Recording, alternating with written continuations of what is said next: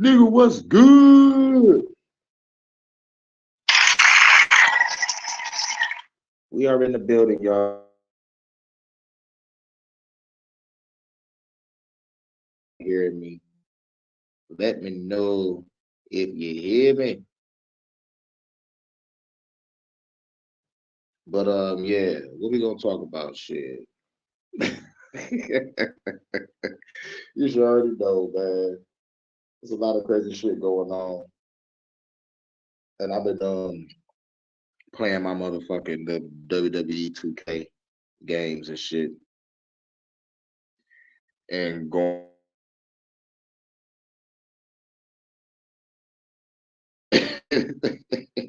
This big bad dog. Vince big motherfucking bad.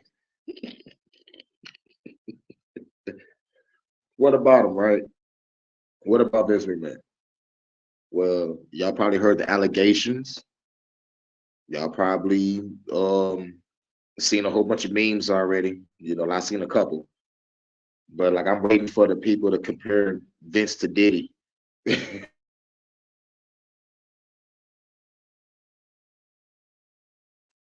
But me personally, shit, what can I say, man? That shit with Vince McMahon, bro, we already knew that shit was going on. Like for those that's been motherfucking following the motherfucking shit that we seen him do, we knew Vince was weird when that nigga did the Vince McMahon Kiss My Ass Club. Nigga, real shit. That's when we knew that he was weird. That's when we was like, man, that shit kind of fruity. I was in high school when this nigga started doing that shit. Weird. But we overlooked it because we wanted to see our favorite wrestler fight somebody that night. You know, so we about to get off of some old shit. Now, people should have stopped fucking with Vince during the early 90s. People was already saying, nigga, like Vince fruitcakes, there's some motherfucking shit that Roddy Piper said. I'm trying to find out where he said it.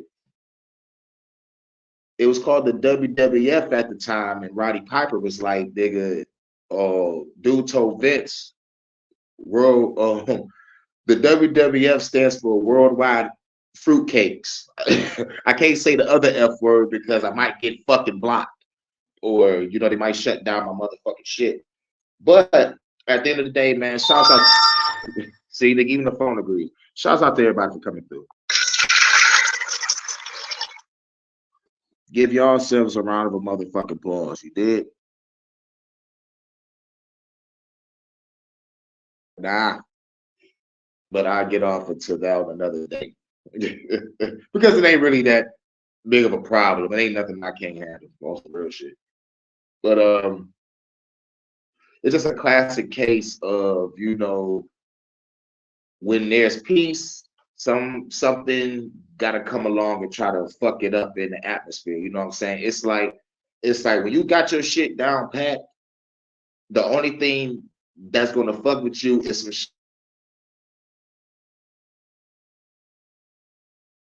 let's say if all the bills paid and all the rent is paid and you can kick back and relax and feel good, and then suddenly you get some shit in the mail talking about you need to do some shit. Get the fuck out of here.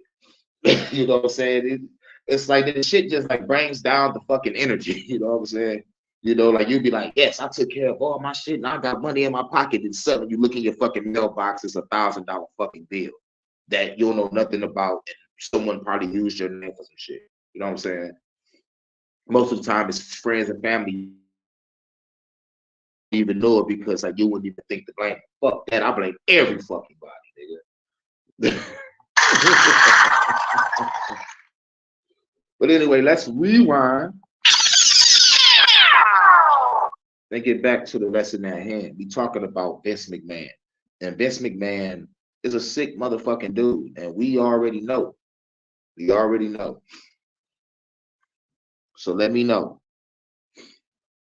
if y'all hear me because I see the volume moving. I see the volume moving.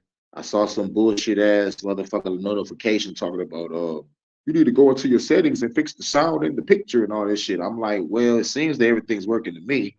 So let's hope this shit works. This is Herlander.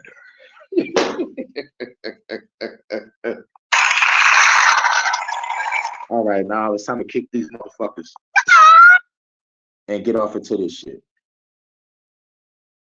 Now I hope they. God damn it! God damn it, Cartman! What's good, everybody? Hey, yo, let me know if y'all hear me. Like, leave a one in the chat if y'all hear me, dog, or if the stream y'all on some bullshit. Because I said, even if I do turn my other phone on or try to get a Wi-Fi signal, it's gonna still do the same shit my last phone. I'm gonna go back to play my WWE 2K. Because, like, really, like, shit. No chance in hell. Okay, cool. Y'all do hear me. Shouts out to Jared Jaguar. Welcome. Welcome. Yeah, we're about to talk about Vince McMahon and the shit that Vince McMahon doing, like, to make me think he was weird back in the day. You know, like, what made me look at Vince differently was the Vince McMahon Kiss My Ass Club. And that was when I was you know, like when I was in high school and shit. So yeah, so shout out to Jared Jaguar for coming through.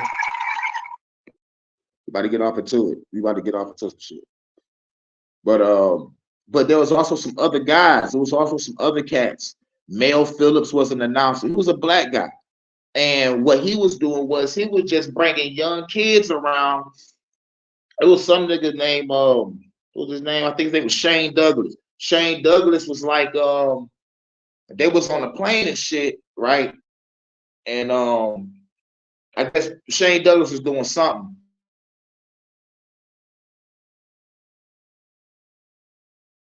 So like Shane Douglas immediately thought, I was like, all right, their parents must know that they around, or maybe they grown and look like kids. So like Shane Douglas ain't even think nothing of it. So like on the plane, Shane Douglas was looking for another wrestler. And Shane Douglas said this. He said, if it wasn't for Mel Phillips looking at me the way he did, I would have never paid attention to him. He said, guy, I forgot his name, but he was sitting behind Mel Phillips.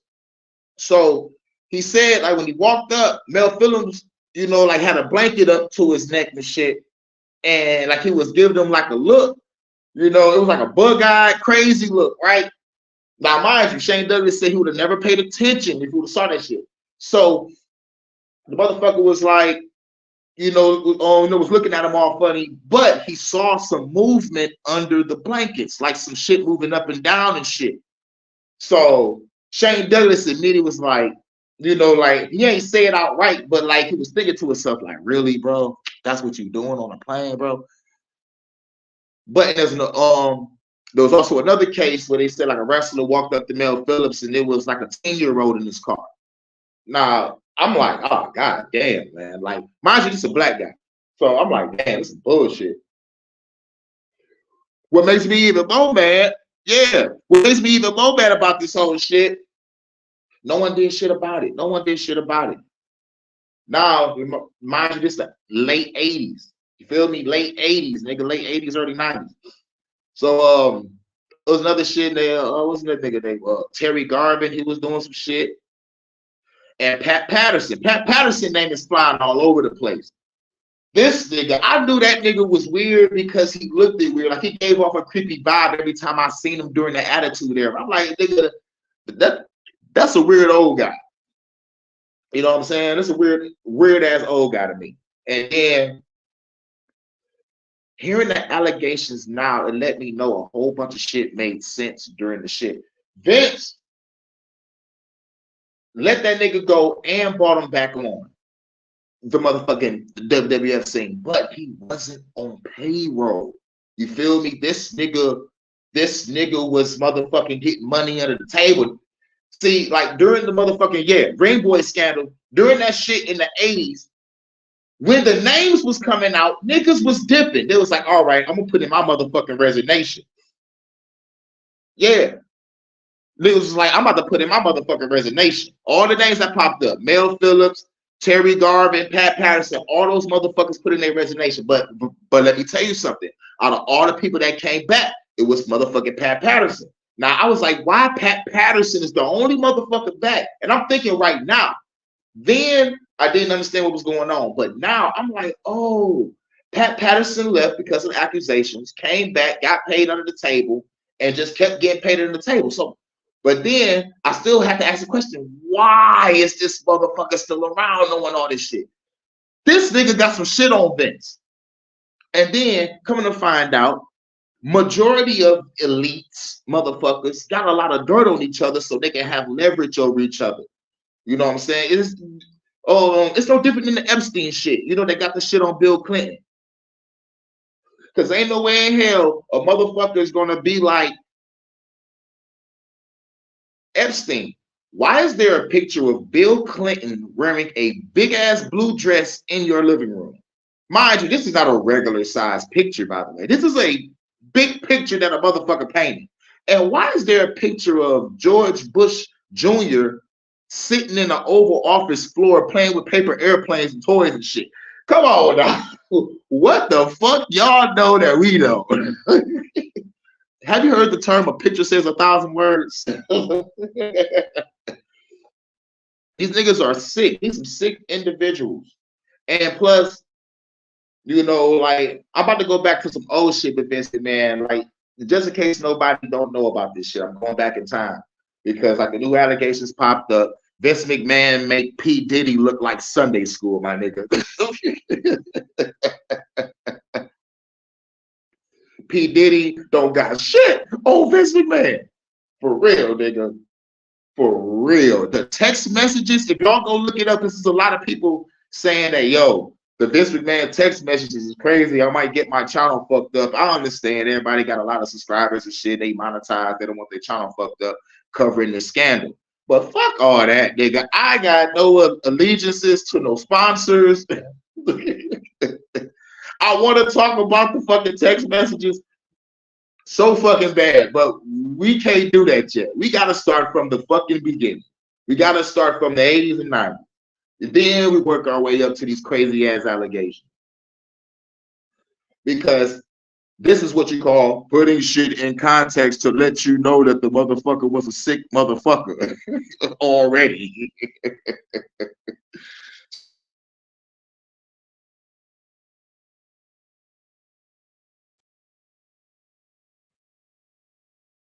Now, oh yeah, hold on, about the Pat Patterson shit. Let's go back to Pat Patterson.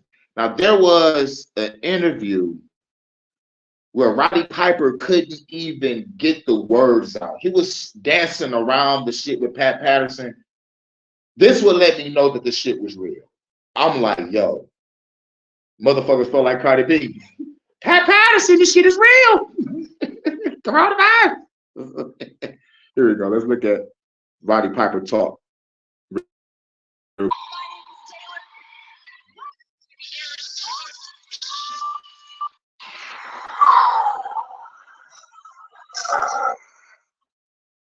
Pat Patterson doesn't like me. Pat doesn't like you? Like when again, in the Olympic Auditorium, I was, I don't know, 21.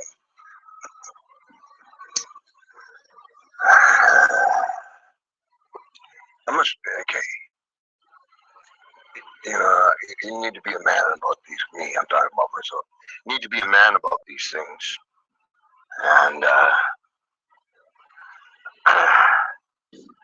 like since I was 15, I've been in this business.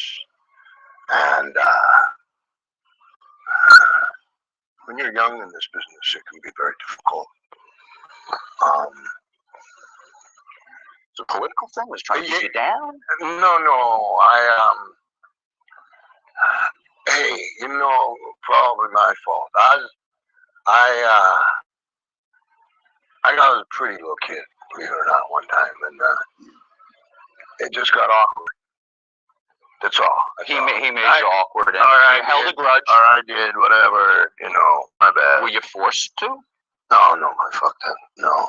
It's just, it's hard business.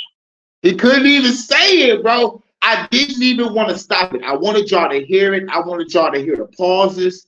I wanted y'all to feel that energy coming from Roddy Piper. It was like, you know, like it was like when the motherfucker go through these situations, you know, like it was almost like he wanted to blame himself. You know, at one point he was like, "Oh my God, this, maybe it was my fault. I was a good-looking kid, and I said no. Like it was. It's like these situations straight up traumatize this motherfucker. And this is a grown ass man, one of the toughest motherfuckers in the WWF. Roddy Piper, nigga, the man. You know what I'm saying? So, like it's real crazy. And plus another thing that also made me mad about Vince McMahon when it comes to the situation concerning Roddy Piper was about to do a movie. And whether y'all know it or not, it's one of the greatest movies of all time. It's called They Live. They Live is one of the greatest movies of all time, created by John Carpenter, the man himself. And Vince McMahon, bitch ass nigga Vince McMahon, did not want Roddy Piper to do that movie. Vince McMahon said, nigga, I will get you another movie. Give me 4 weeks. Roddy Piper was like, yeah, you can probably give me a movie, but it ain't gonna be created by John Carpenter.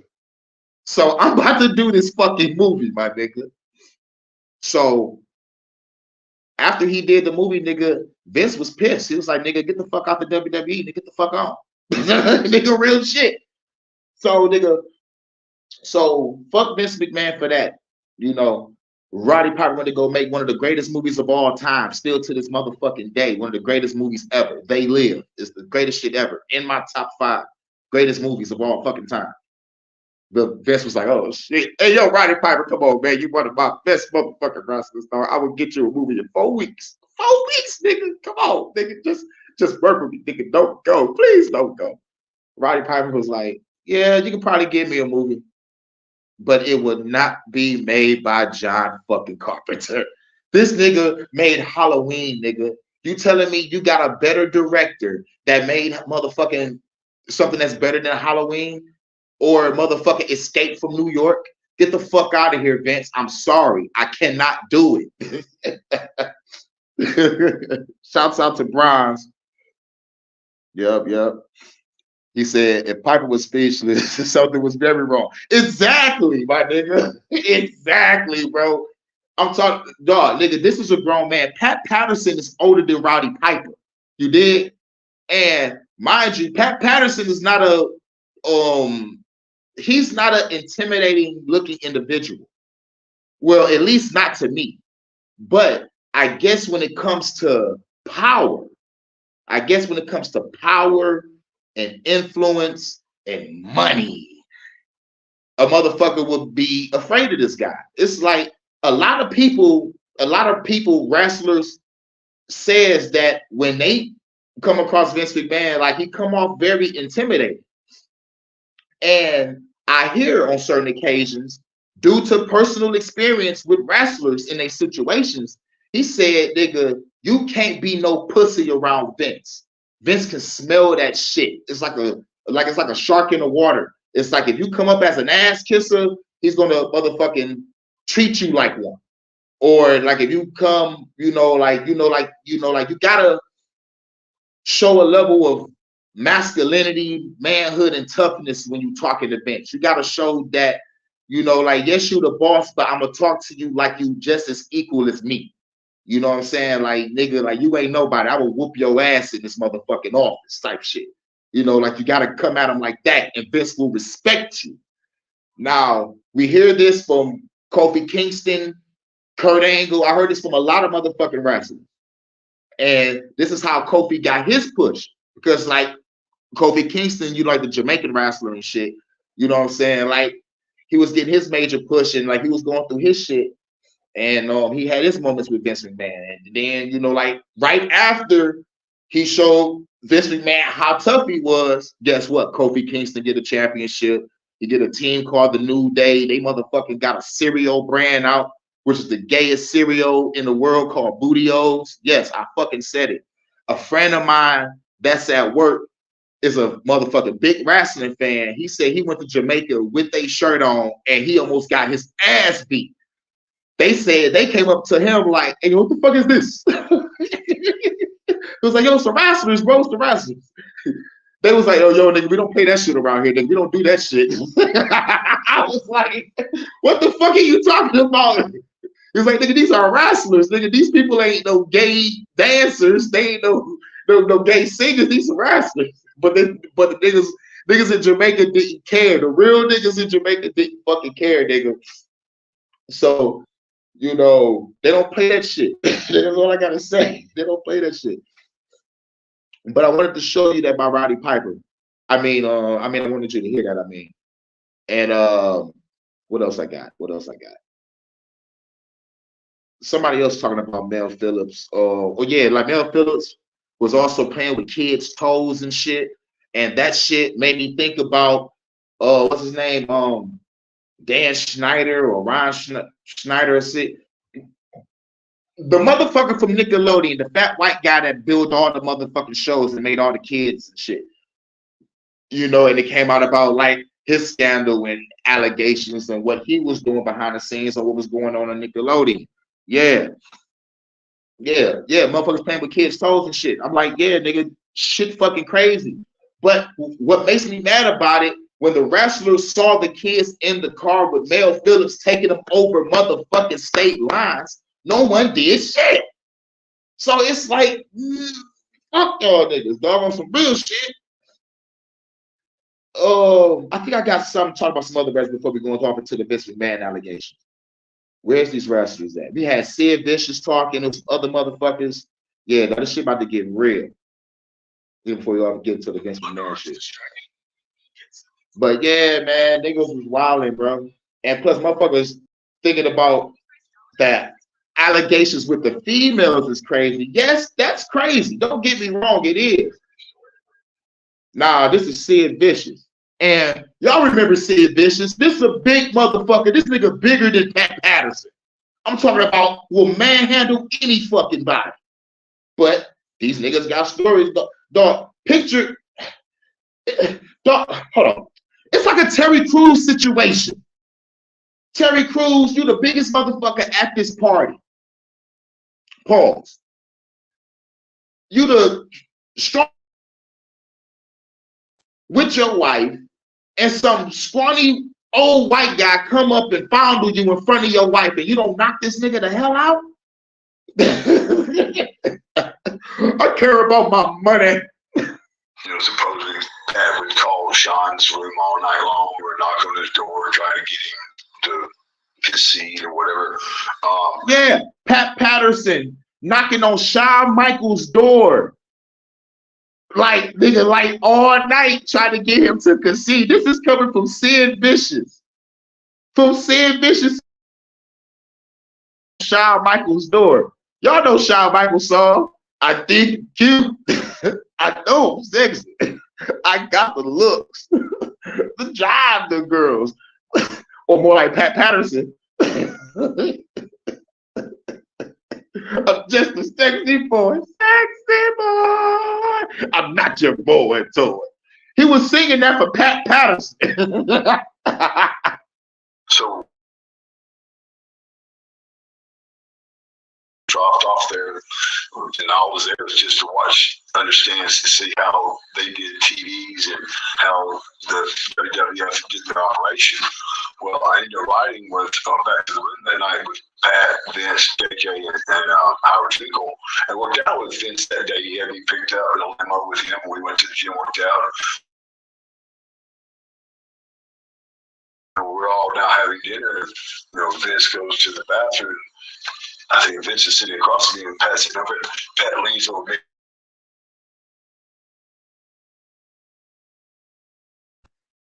Sid Vicious just described himself, Vince McMahon, Pat Patterson, Finkel guy, sitting at the table. Vince go up to the bathroom. Are you serious? Are you serious? Pause, my nigga. Pause. God, you know, and then he goes, "Heard y'all had a really good workout today." I said, "Yeah, Pat, it's just a workout, you know." Yeah, Pat, it's just a workout. But let's see, had a good workout today. Yeah, it's just a workout, Pat. Nigga, Sid Vicious could have broke his face if he wanted to. But Sid Vicious is so fucking humble, dog. That was a little awkward, dude. So we get to the hotel. This is Canada when the lightning is going on. He says, "Hey, you want to come to a balcony and watch lightning tonight?" I went, "No, I don't want to watch lightning tonight." So he grabs me at the counter and says, "I got the big son of a bitch in the waist of it." So then, right after he denies him, then Pat Patterson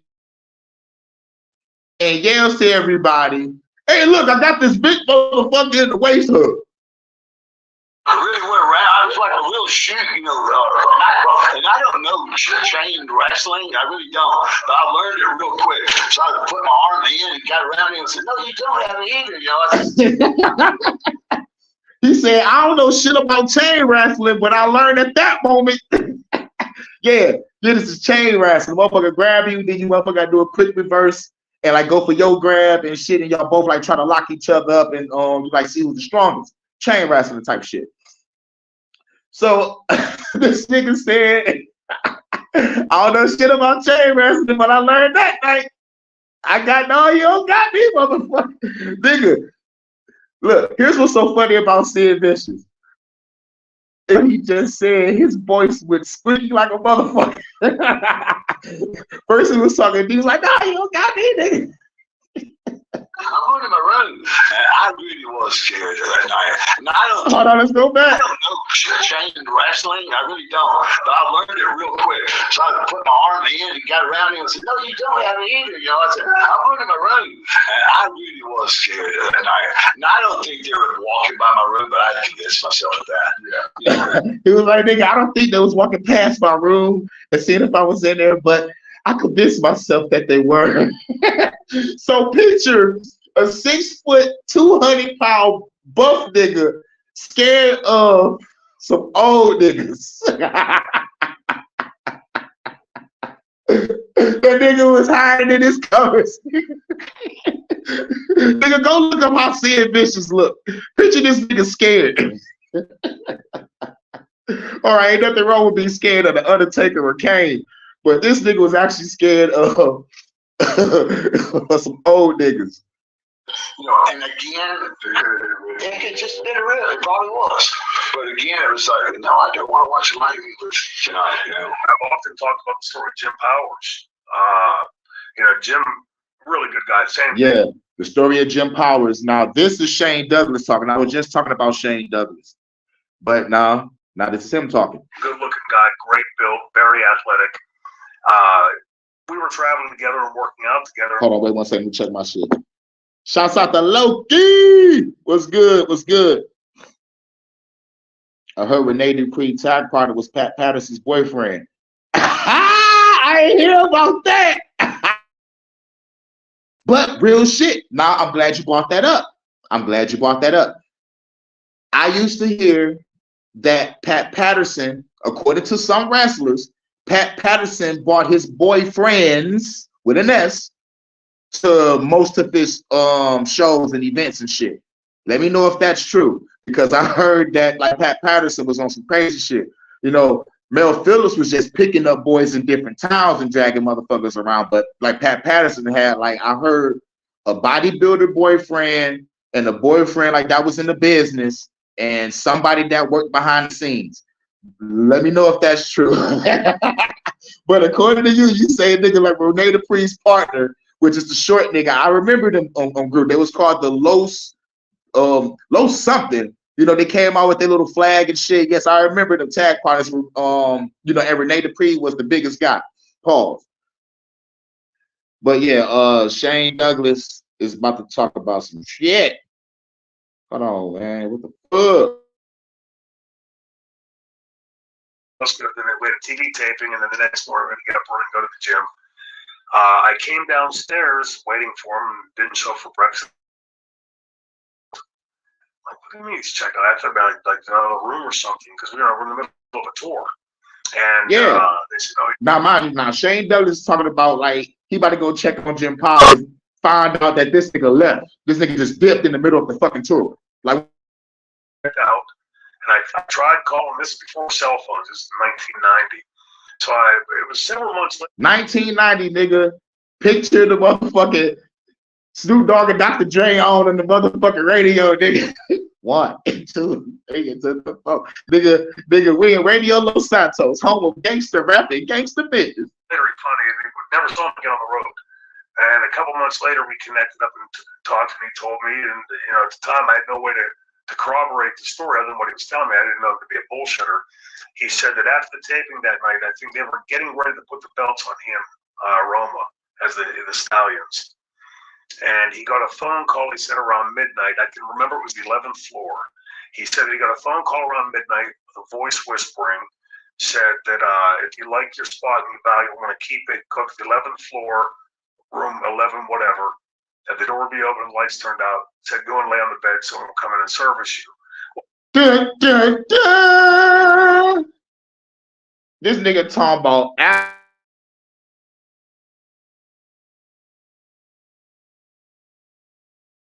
get your ass upstairs to the 11th floor and just lay on the bed. Someone will service you. I'd have been like,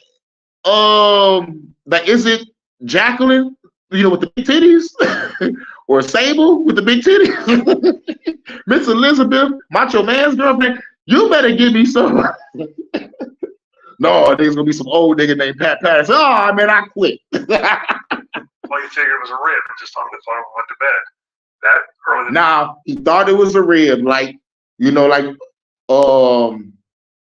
basically, he thought that somebody was fucking with him. So he just hung up, went to bed. Next morning, gets a phone call and was sent home, and that was the last time he worked for them. Again, I can't corroborate the story, other than that's what Jim told me. There were a lot of strange things like that went on up there. And just because you mentioned Jim Powers. Now, this is Marty Jannetty. This nigga hilarious. You can tell Marty Jannetty. The rumor about Pat Patterson and Jim Powers. Did you ever say about that? Because Jimmy told me, me and Jimmy are real good friends. But Jimmy was telling me one time, he was like, Marty, damn it. He goes, Pat Patterson, he offered me. He said, all I got to do, and I love you, Pat. Sorry to tell the story.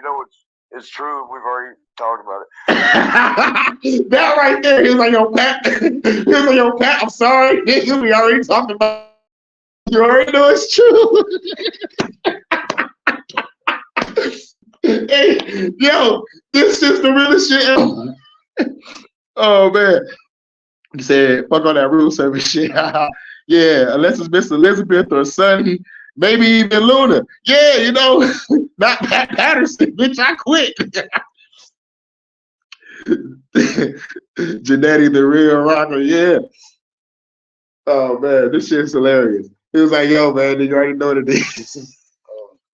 Hey, I do love Pat. Not like that. But I do love Pat. Dude's like, I do love Pat. Not like that, but I do love Pat. So, what type of love is it? Oh, my nigga.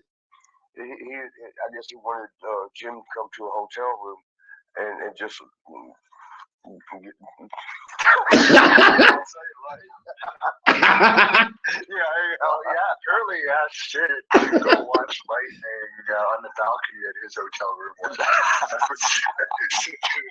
Talk about let's watch lightning on the balcony and shit. That was the story that Sid Vicious gave. It was like motherfuckers talking about watching lightning on balconies and shit.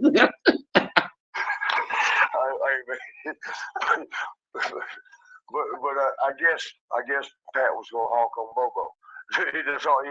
Jimmy didn't even have to be a pitcher or a catcher. He just didn't. You gonna have to edit this out. Like, nigga, this how sick Pat Patterson was. He didn't give a fuck. He didn't give a fuck. He was pitching or catching. Not me, nigga. That's a sick motherfucking man. Y'all talking about P. Diddy parties, nigga? No one don't want to go to a Vince McMahon, Pat Patterson party, nigga. But so Jimmy, he didn't go for it. And then, he worked his ass. He was great working out and shit. And he was telling me one time, we were riding on a picnic trip, he goes, and he was just kidding, but it's still funny. He goes, God damn, Marty, you know what, man? If I had that decision to make again, all I had to do was lay there. He said he had a conversation with Jim Powers years later. It's like, man, and all I had to do was just lay. These niggas is retarded, bro. These niggas is retarded, man. But like his interview, like, it's my favorite, dog. Marty Jannetty was on some shit, dog. Oh man. Well, there was so many rumors, bad and different boys. All right, now this is hold on. Say, Hold on, wait a minute. I'm trying to go to the collage. all I had to do was lay there. All right, who's this next guy? Well, Yeah, Pierre, aka PCO. I can't pronounce his first name. I think it's Quebecer Pierre. Yeah, Quebecer Pierre, aka PCO or Paco, 3-time WWE Tag Team Champion. bad and different boys. You can't even really go to the end of that story because you don't know what happened, If But they're Powers just, was one of the ones that was always in the mix. There was a rumor. yeah, he was trying to get a push. Person comes up to me and Now this is the Latin heartthrob Al Perez. sit down, let's talk. And I guess you can call me a little bit of a hothead. We had the 8-foot table sitting up against the wall long ways, and he's sitting his back up against the wall. And I was standing on the side of the table.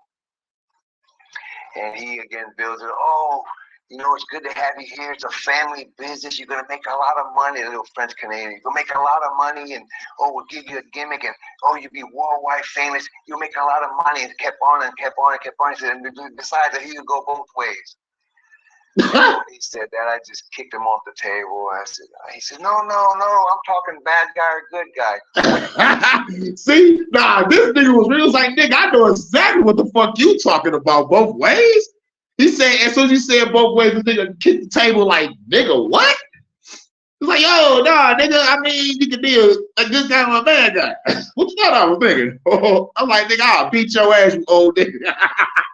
What do you think I meant?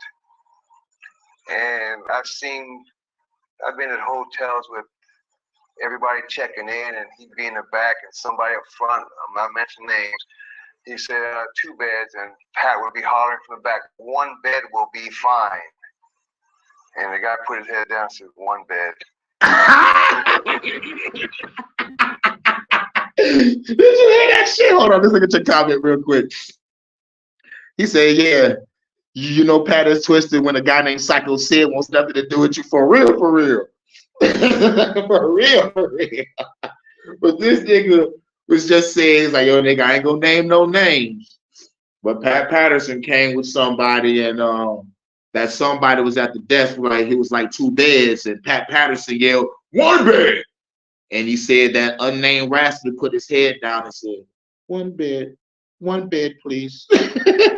1 bed would do. Nigga,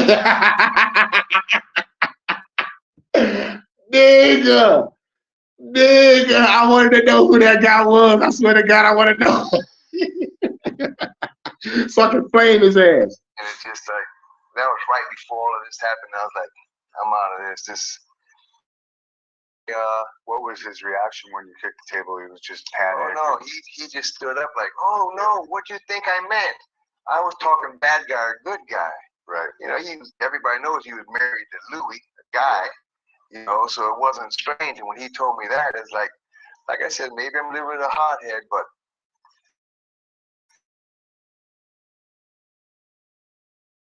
Nah, this is Kamala, old school. former WWE and WCW superstar Kamala, old school. That was his age. I heard him talk about it. He said he never bothered me. I don't believe that. That's right, because Steve Lombardi was Kimchi when Yes. we think about the rumors that Lombardi had his job so long because of his relationship. Well, I knew that. I knew that from the beginning that he had been there for many years. And, I knew he could stay long as he wanted to because of Pat Patterson. You think that was just rumor that they were more than just friends, or do you think there's actually something to that? Now, I think it's something too. I don't believe it was just rumor. Because I saw Pat Patterson one time.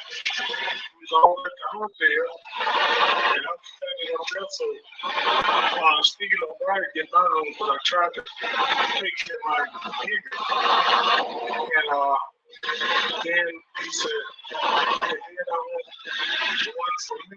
I'm singing room. And they both stayed in the room together. Yeah. He was like, nigga, I want king size, baby. So it was something to of Jim Powers. And this is just incredible. When I first seen Just Incredible, it was when I first started watching ECW. And ECW was ruthless. My little brother put me up on that shit, woke me up one night and said, nigga, wrestling on. I'm like, wrestling on? Nigga, when he told me that, I rose up out my feet. I'm thinking I'm about to see Stone Cold and The Rock. No, nigga. I'm seeing RVD fight Sabu. I'm seeing Dudley Boys 3D niggas through flaming tables. I'm seeing Taz choke a nigga the fuck out. I'm like one of the shortest, cockiest motherfuckers ever, flexing every fucking body. World champion. I'm like, this shit is fucking crazy. Niggas barbed wire bat, shit set on fire. Niggas getting flipped through glass. I was like, oh, this is the shit. And Just Incredible, I think he was going my favorite motherfucking niggas. I love Sandman. Paul. But I think like Just Incredible had like a group of niggas and some bitches. And I think Just Incredible, you know, got on a rope and I think a bitch gave him fellatio on a turnbuckle. I was like, is this happening right now? ECW hardcore. Like, what the fuck is I'm watching? And Paul Heyman was the voice, the motherfucking voice of that shit. I'm like, man, dog, shit was crazy. Getting a push must be because look at him, he's got a good body. Pat probably. I mean, you know, I heard the stories too. Steve Lombardi, I heard the stories too. I know as much as anybody else, but I don't know. You know, who knows? But it was kind of Just Incredible. You suck for that. You suck for that. comfortable time. That kind of stuff being talked Now about. this is Hillbilly Jim. But I never saw it with my own eyes. But you know, the guys would say what they saw, and that's the guys I'd be hearing through and looking through. You know, they don't fit the. Well, I asked Pat one time. I said, Pat, me and Doug, we were laughing. We were all laughing. They were all drinking one time at Legend's house. I said, Pat, you know, I said, Jim and I were talking, and Doug hadn't said a word about this. This is from my brain. I said, they were all sitting around having beers, shots and stuff, and you know, I said, Doug and I always wondered, all the years you've known me and him, how come you never took a shot at me and Jimmy? He said, are you kidding?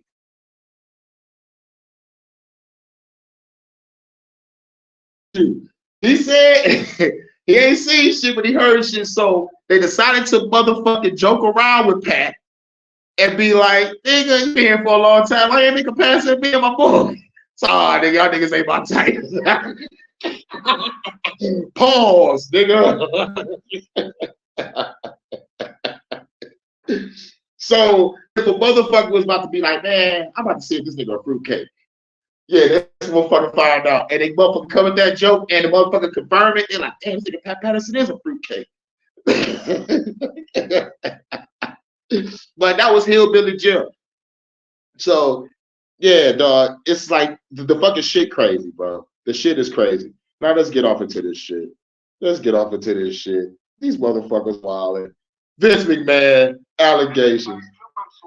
Vince McMahon, motherfucker.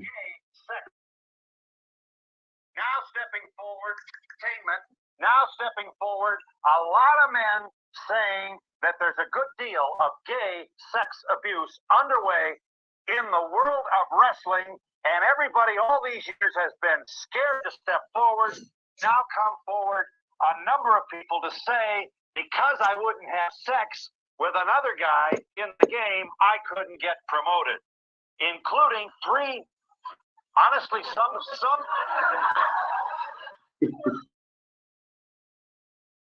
this has been a not so funny issue for women. Now we have a casting couch essentially alleged in the wrestling game, and some guys are saying, I lost my job because I wouldn't do this to this guy who was a higher, more powerful than me on the ladder. And before you think this is trivial, first of all, let's understand that a couple of these charges involve kids, 14 years old. Juveniles, you go to jail for a long time if you're involved with sex of any kind with a juvenile. One more point. The Wrestling Federation, you know how you tee hee ha ha, what a joke, hoo hoo, 1.7 billion. $1.7 billion. Now, this is 1992. Guess how much the WWE is worth now? $8.37 billion. Yeah. It was 1.7 billion in 92. This is the Donahue show. But that bitch is worth 8.37 billion now. I expect it to be a little more because of money laundering shit like that. But 8.37 on the books. In dollars in 1990. That's more revenue that that's 1990. This aired in 92. My correction. Been generated by the NFL. So while you're laughing, yeah, more money than a fucking football league. Somebody is whistling all the way to the bank. We have three people who used to be in the wrestling game who are going to tell you that they indeed encountered people who wanted sexual favors, and they were professionally penalized when they said no. And if you think the WWF is hiding behind lawyers, here is the head of that organization. Now, Vince McMahon is here too. All right. Live video one discussing the Vince McMahon allegations. We can't talk about the new shit right now because we got to talk about the old shit. We got to talk about the old shit first. This lets you know that he was a creep then and he's a creep now. Who has accepted, incidentally, recently resignations from two executives who stand accused. Yeah. As soon as this shit happened, I told you in the beginning, the motherfuckers that was accused gave Vince the resignation. That was Mel Phillips, Terry Garvin, Pat Patterson.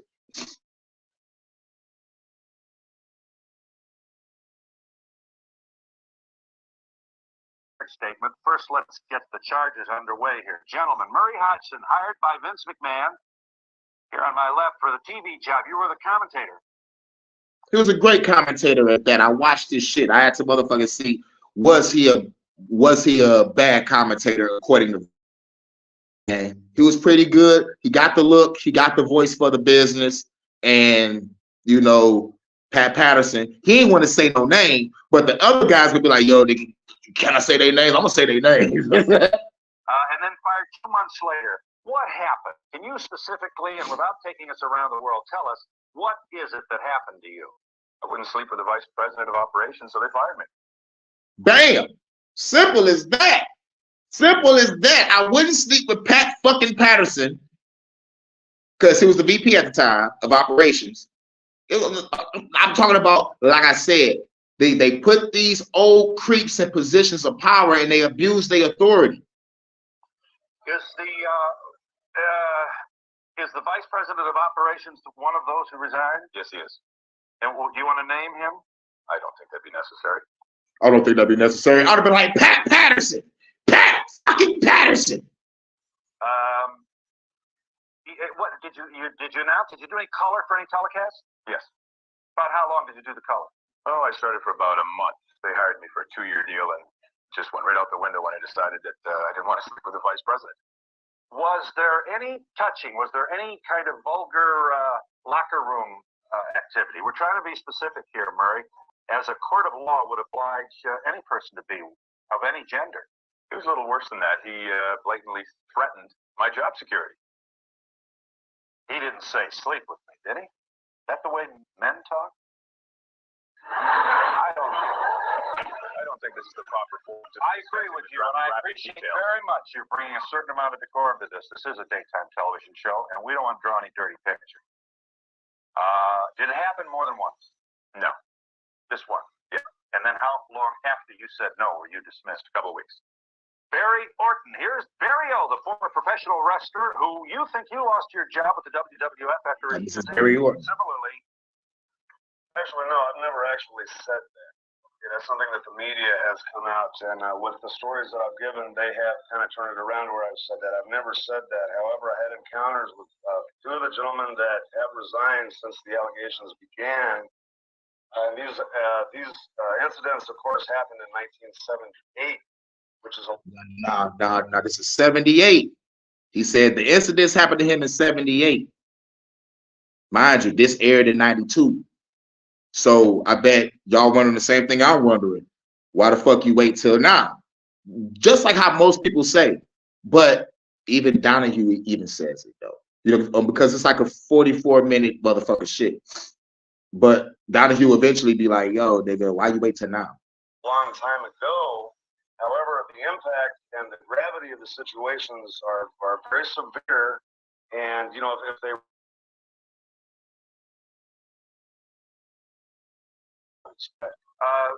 No laugh here. You accused an executive grabbing your crotch, legs, and chest and wouldn't stop. Yeah, well, I was in between the 2 of them in the back seat of the car on the trip. You were in the center.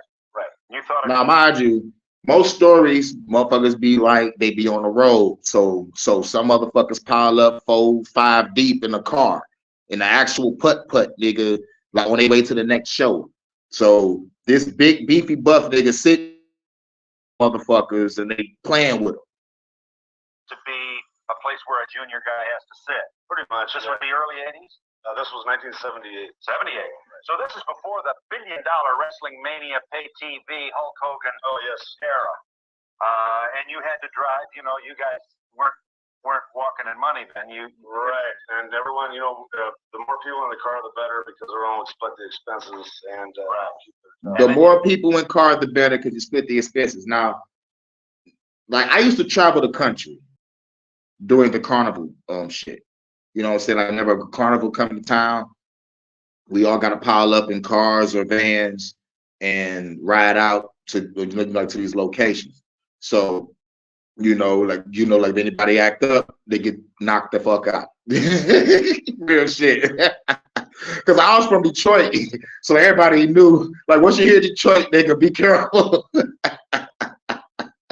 Nigga, they were scared of me. They were scared of Cali. They were scared of Jersey. They were scared of Boston. And they were scared of Chicago niggas. So I was like, just having that cloud alone protected me. I was like, get it up. But I was the coolest motherfucker there. Real shit. Don't you saying that you got out of the car and said, not me? And oh yeah, you know, went on for several minutes. I finally demanded that the car be. At first, I thought it was kind of funny that they were joking, but then it became, you know. At first, him being touched by some old guys was funny. Really? Do not touch me, nigga. Like, bad enough, we already shoulder to shoulder. I'm squeezing in between y'all niggas. Oh my God, pause. I'm stuck in pause. We all in the back seat, crunched up together. Pause. God damn it. Like, you can't say shit. Right. Barry, it would be hard for a jury to feel a whole lot of sympathy for a guy of your size. You know what I mean? Exactly. A helpless woman you're not. How old were you when this transpired? 19 years old. Probably about 30. He was 19. Hold on, let me go to your comment.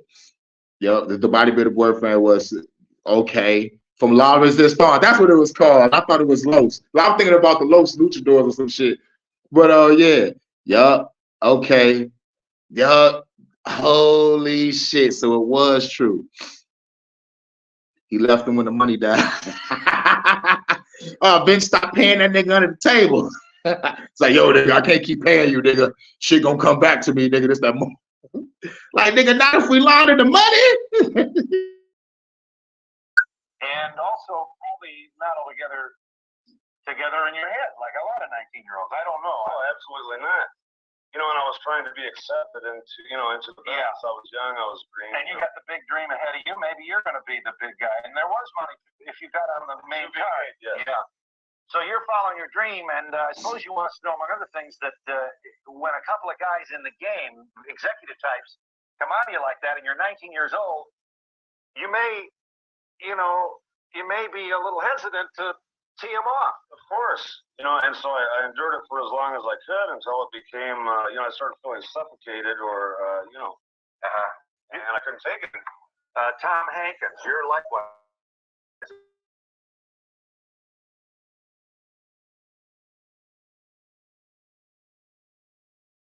In Los Angeles, California, at the University Hilton Hotel after the WWF had run a card at the sports arena. I was sitting at a bar with, I guess, can I name these people?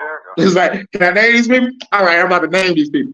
Pat Patterson, Andre the Giant, Dr. Jerry Graham, and Mike LaBelle. He was the Los Angeles promoter at the time, or a former promoter in Los Angeles. Right.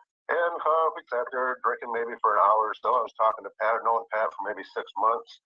I knew he was gay, but it didn't matter to me. I don't believe he's in position as the booker yet.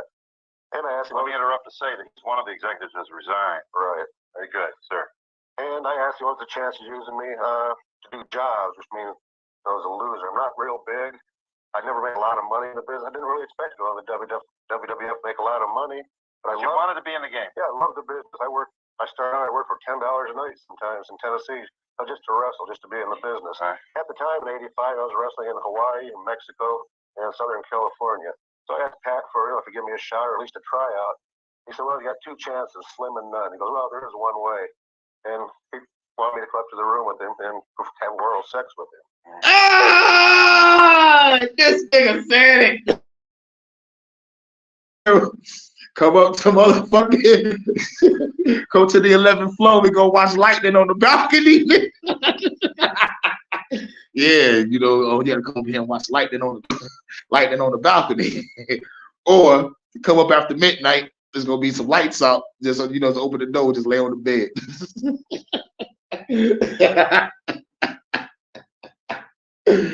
Yeah, that nigga was like, yo, nigga, all I want is a chance to fight. It's like, nigga, they only got 2 chances, slim and none. But there is one more thing. I'm like, nigga, ain't you married? To a nigga, by the way. I said, oh, I'm not interested. And after that, I went to the next show they had at the sports arena. Went down to the dressing room where they'd always let me, in the dressing room, friends with a lot of the wrestlers there. And Pat had me physically thrown out after that, acting like he didn't know me. Right. Had me physically thrown out. They did that shit that they did to Martin on motherfucking Thin Line Between Love and Hate. They just motherfucking do that nigga. No, nigga. They did that nigga like they did him motherfucking Axel Foley off of Beverly Hills Cop. They threw that nigga through a fucking brings you forward now. Actually, I came forward because when Vince said various charges are ridiculous, it was just, I knew it was something that went on in the business, and anybody in this business really Patterson. Mm-hmm. So this is like this is a feature of this culture that has been underway for a long time, and because it often involves near jobless, vulnerable young males who wanted to be either in the game or on the card, they back up, and nobody wanted to blow any whistles. And I think, if I may, this also should be said, you didn't get a lot of press scrutiny. Nobody took you seriously anyway. Mainstream press, sports press today doesn't.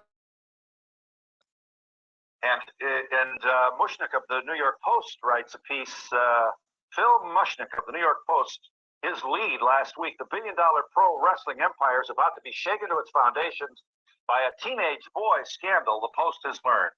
All right, here's part of the story then. And Mr. McMahon, sir, you are the boss. You are what we would call in my neighborhood when we were growing up a successful big shot. This whole interview, Vince looked so uncomfortable. Fuck the bullshit. Vince was uncomfortable like a motherfucker. The eyes are the windows to the soul. Nigga, you saw Vince's soul on this interview. Like, nigga, like, dude, you a fucking creep. Is some operation you have over $1 billion in annual revenue.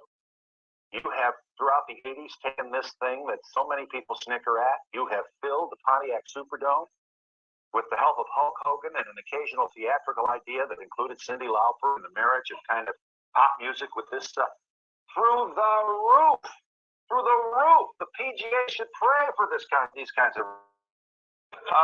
And now here you are being accused, Mr. McMahon, of presiding over an organization that looked the other way while these sex harassment charges were being, sex harassment activity was taking place. Sir, you wanted to say.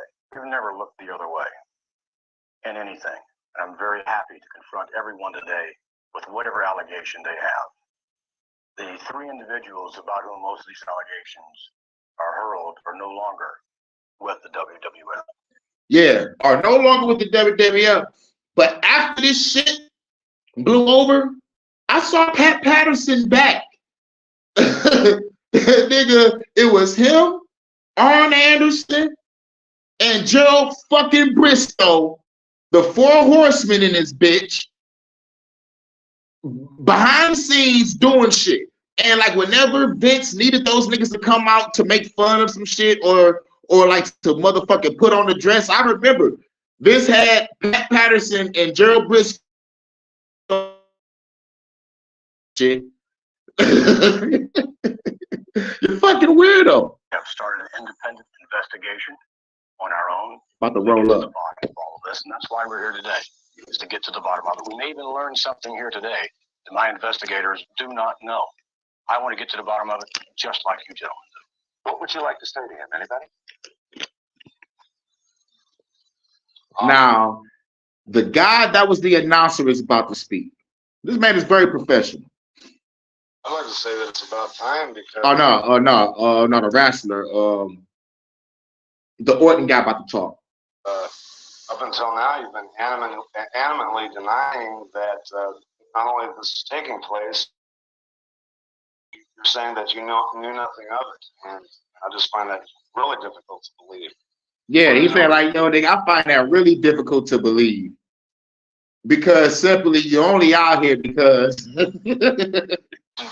How you find it difficult to believe that I knew nothing of it? Why would I condone this kind of activity and risk this alleged kind of revenue? Because Vince, you are the man that's above all this shit. You have eyes and fucking ears everywhere. The wrestlers even came out and said, they said like, nigga, Vince knows everything. Vince knows everything. Vince is in motherfuckers' ears during a match. You don't even know it. But the announcers gave it away, saying that they have like an earpiece, right? And Vince is going to give them instructions, basically calling the audible, like in the middle of a match or some shit like that. You know what I'm saying? So like, man, Vince is very fucking powerful. Because you are the king of an empire and you have eyes and ears everywhere, and it is so common. Goddamn, just saying that shit. At least the topic of conversation for 3 to 5 minutes every night in the dressing room, because a lot of the guys, they have to put up with it and they hate it because if they say anything, they're out of a job. Yep. I don't believe that to be the case. There may be some of it. If that's the case, then let's get to the bottom of it.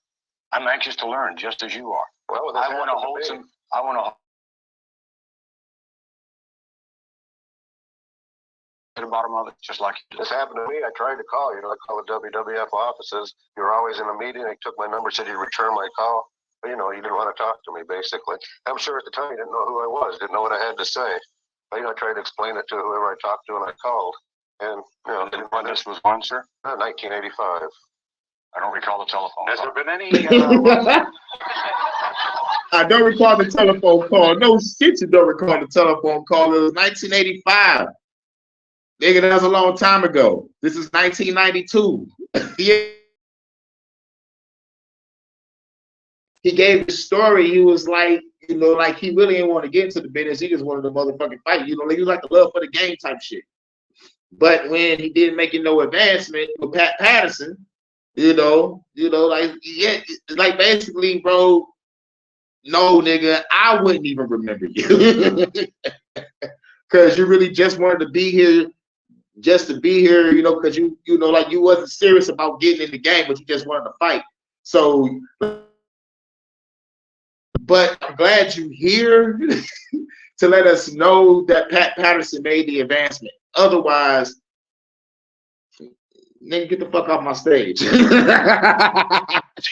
that sexual harassment exists in your workplace? I believe that there's a possibility of sexual harassment existing everywhere. I asked directly if it was in the World Wrestling Federation. No, all right, cool. Now the nigga that I want to speak is speaking. The motherfucking announcer, the one that got fired. I don't want it. I'd like to reiterate the question. Do you believe there is sexual harassment amongst the wrestlers or employees of the World Wrestling Federation today?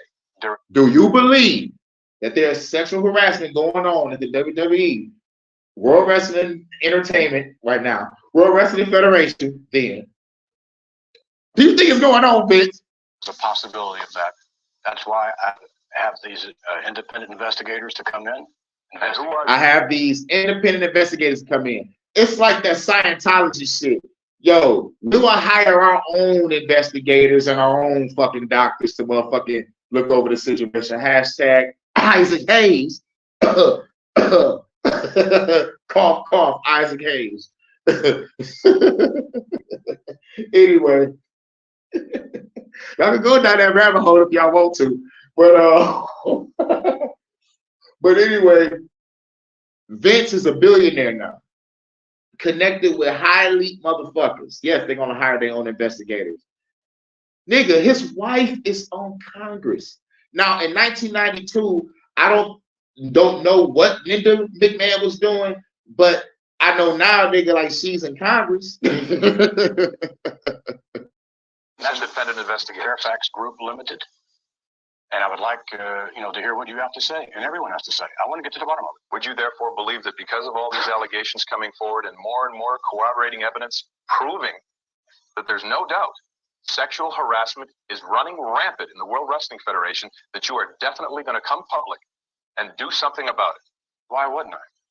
If in fact that is the case, why wouldn't I do something about it? Why would I risk what we have? Because you haven't done anything about it until it became public, because you thought it was Because I had no knowledge of it.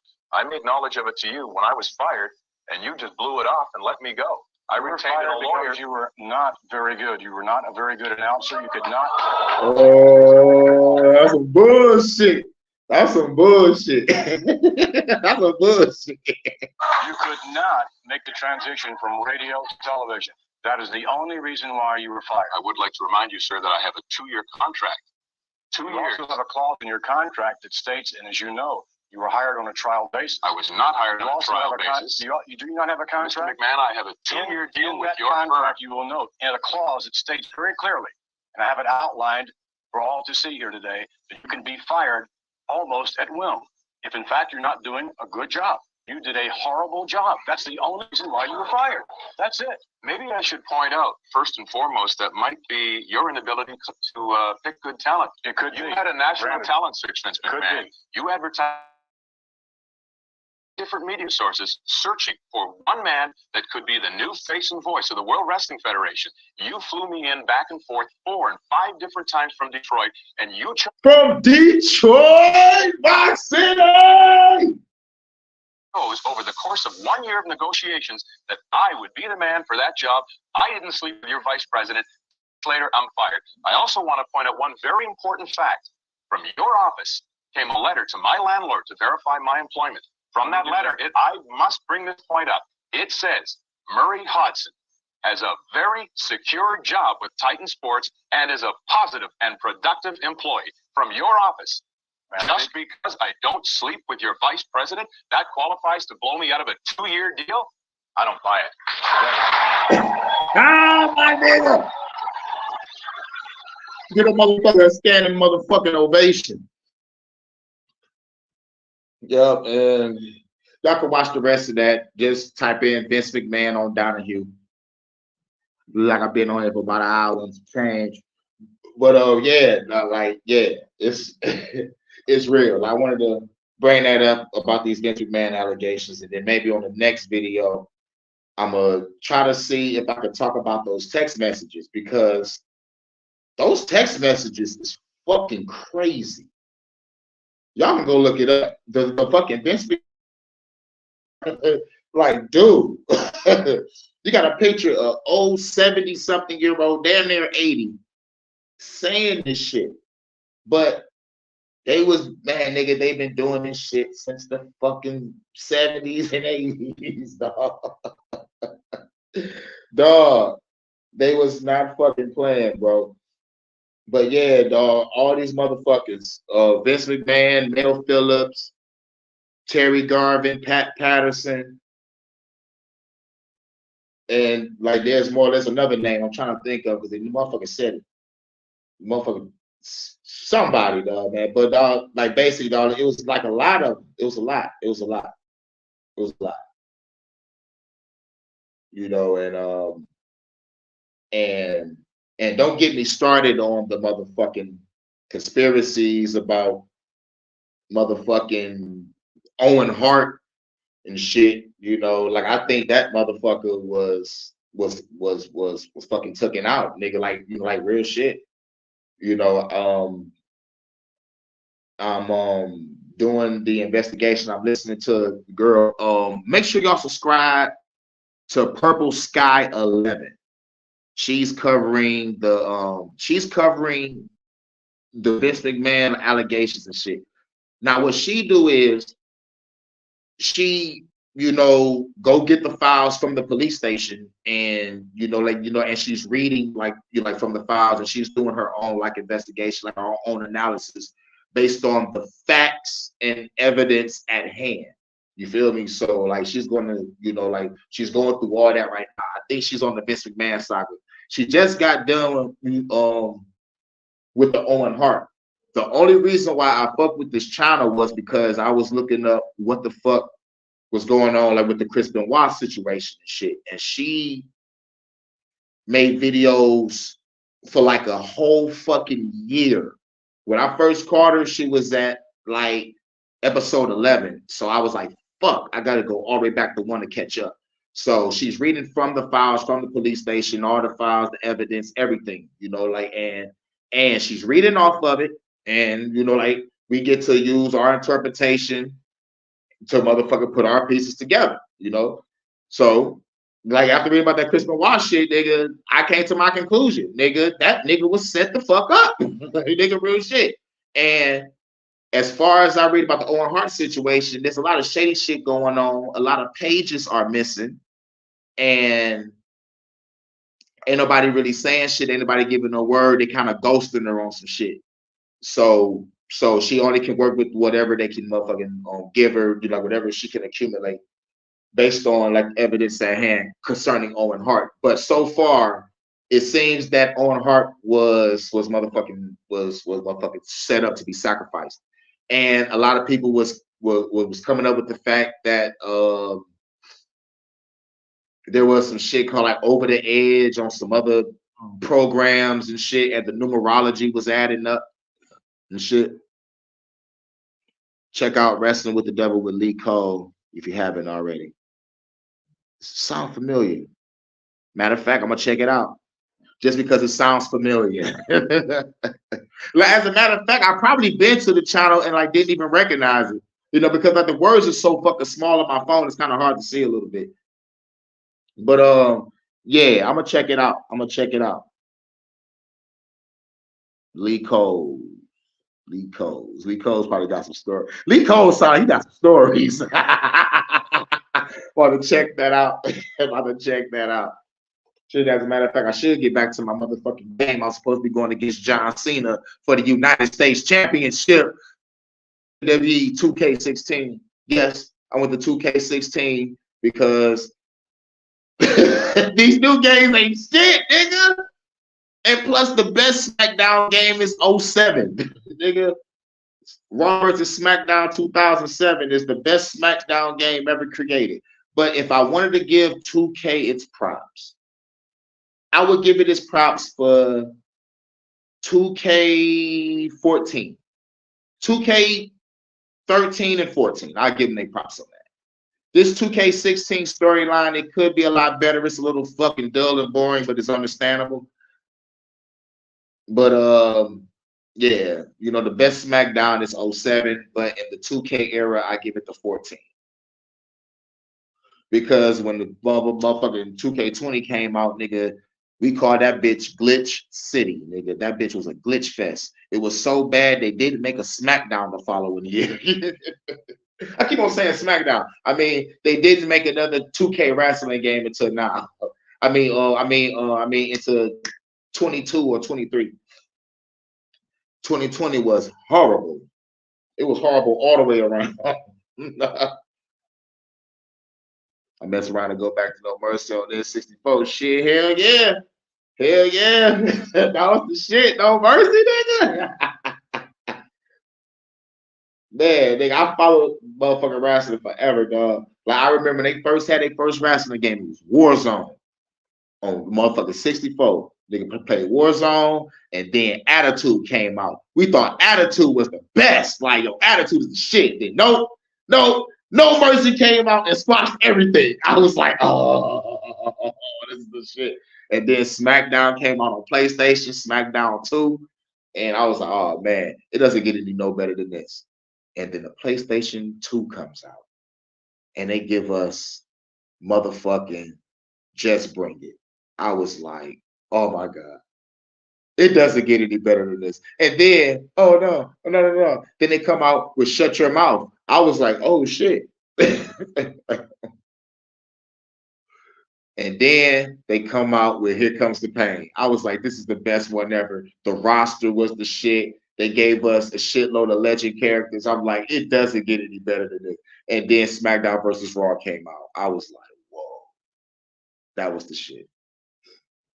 It was the shit. And then SmackDown versus Raw 2006.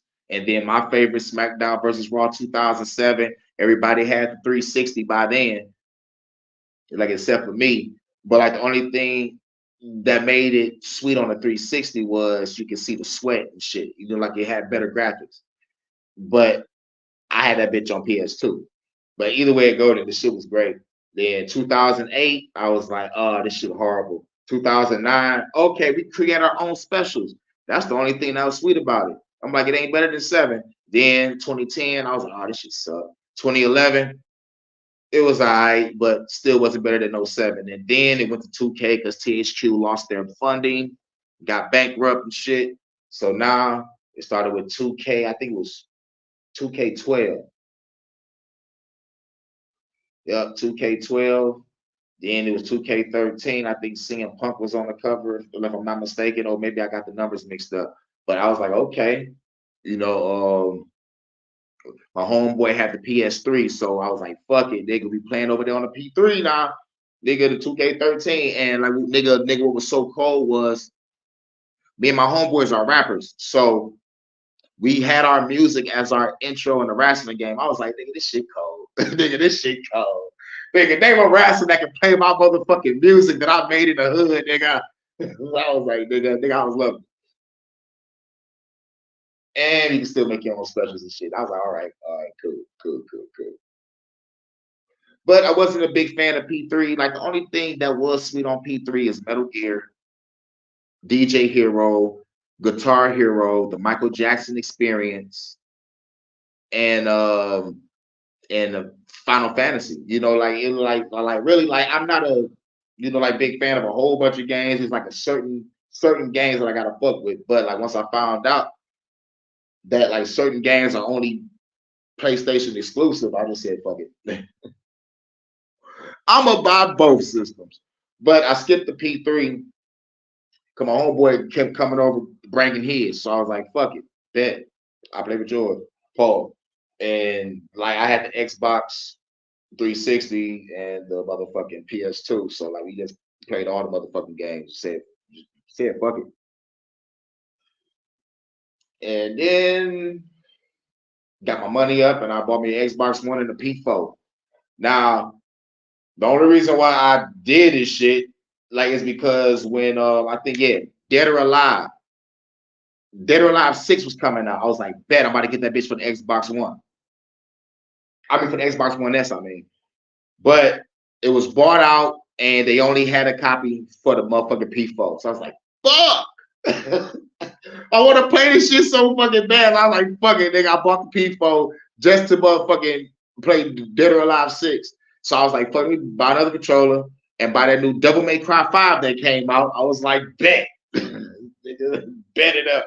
Called my homeboy like, yo, nigga, I got that DMC 5 and that Dead or Alive 6. Come over, nigga, throw them hands. They came over, they been throwing hands for like 6 hours.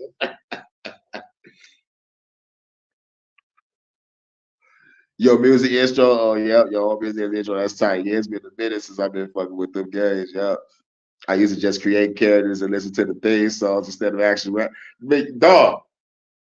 Me and my little brother and all my homies, right? We played wrestling so much. We created our characters and just throw them in the ring and let the computer use our characters and fight while we kick back and smoke a blunt, nigga. Like, dude. I'm talking about like, nigga, like, that's how good we got. That's how so fucking good we got. It was like, man, nigga, we wouldn't feel like playing. Nigga, let's roll up a fat ass butt and watch our characters beat each other ass for the belt. Nigga, we did that shit on so many fucking games. We did that shit on wrestling, fighting. Yeah, no, man, I'm talking about like the fucking good old days. The fucking good old days. Where message, good old days. But now everybody is caught up in baby mama drama. 7 days a goddamn week, and some knocking bitches up like, oh shit, I got a bitch pregnant, I can't be around. And like the other ones get married and just say, oh shit, the ball and chain is on. Yeah. I would eat cereal in the morning before school and just set the Royal Rumble on order. Yeah, dog.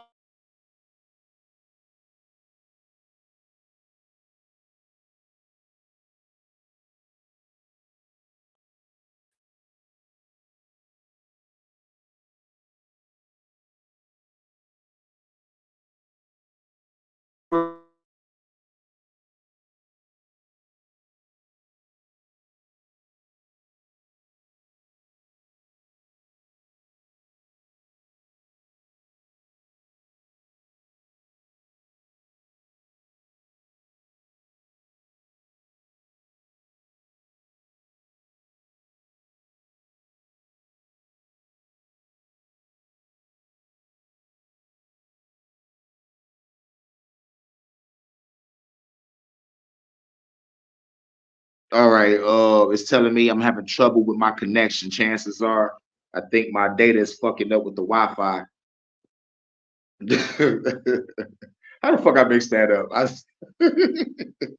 Shouts out to Jerry Jaguar. Shouts out to young Macho Savage. Oh yeah, suck it to a Slim Jim.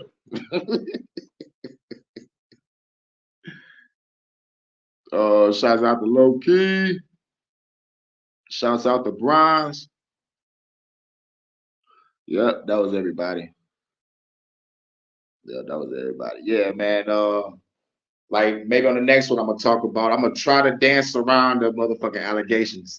I'm gonna dance around the new allegations because he got some shit with the text messages, some shit with a chick named Ashley and some other shit, you know. But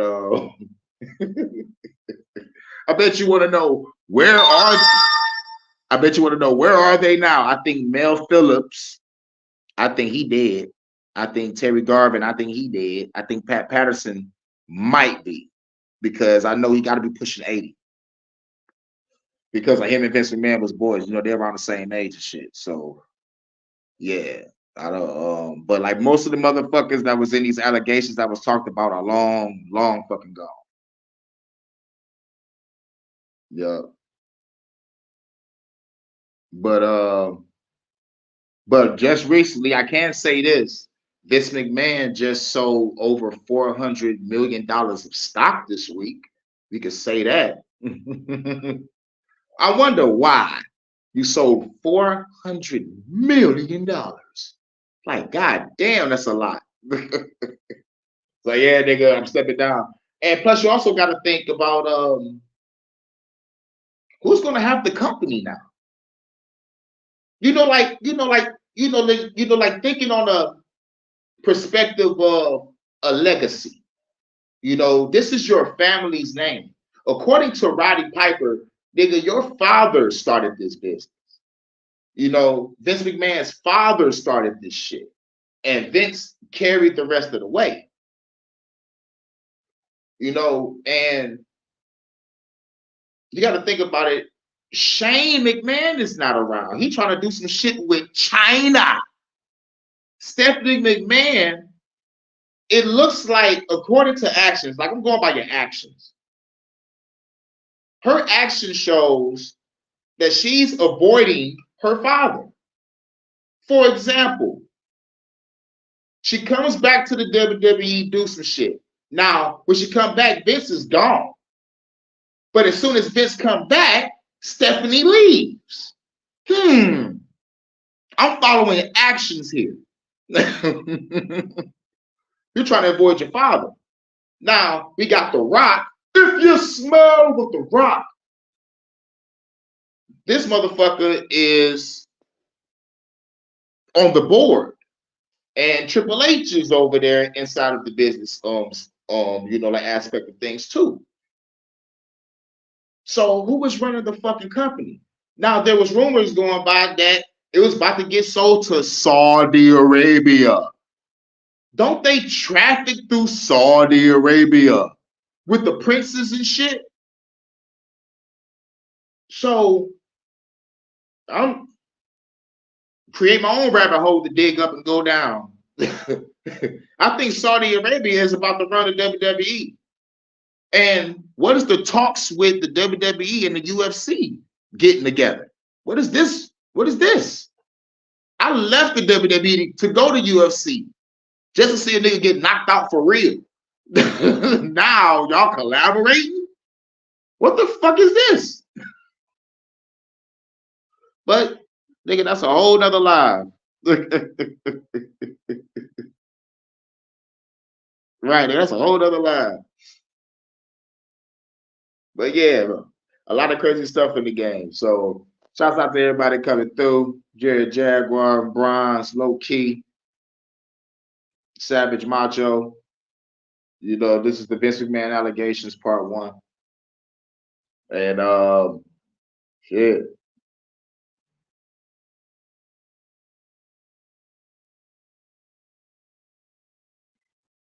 How we gonna end the night? Now it's officially Detroit After Dark. Like, I wish I had some shit for Detroit After Dark Live. But this is the Vince McMahon allegation special. Part 1. Shouts out to everybody for coming through. I'll catch y'all on the next one. Salute. Peace.